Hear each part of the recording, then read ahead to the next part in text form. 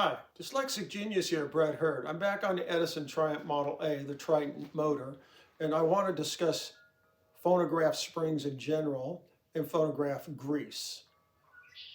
What I'm going to show you here is on the Triton motor when I'm cleaning, someone used wheel bearing grease or something else, and it leaves this brown varnish when it deteriorates.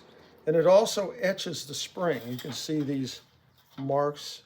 It just etches kind of the top. It won't hurt anything, but that happens.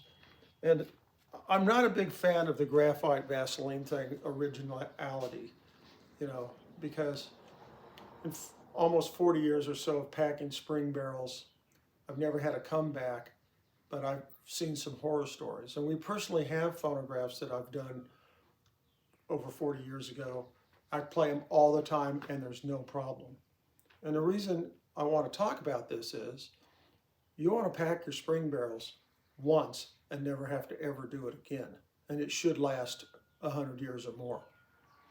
The reason, and that's why I'm a big fan of the green grease, because it's a non-hardening synthetic. It also has rust protection in it, and it stays put.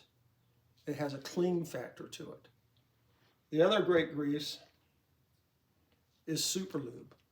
And Superlube's a food additive grease, and I really love food additive greases because they stay stuck to where they're going. You don't want this grease flying off in manufacturing and ending up in your Cheerios. And it's very important that you do this. The other thing is you get the chug, okay? So you can repack, say, this Triumph motor. I'm not saying it's going to do it, but you still will get the chug after you've redone your motor, and that's because there's a high area in the spring for manufacturing, and you'll get that also in new springs. If you buy those, you'll still get the chug. I can tell you personally, our Edisonic, I put a brand new spring in the Edisonic, and I have a chug because there's a little high area in the machine. And what does it do? Stick to the other part of the spring? Yeah, it just kind of like boop. I have a little chug in one little spot when you crank it up. And that's the other reason I want to say before I close is crank them all the way up. Because when you crank them all the way up, the spring compresses down like this and comes back like this. And it's kind of mixing the greases together every time you crank it.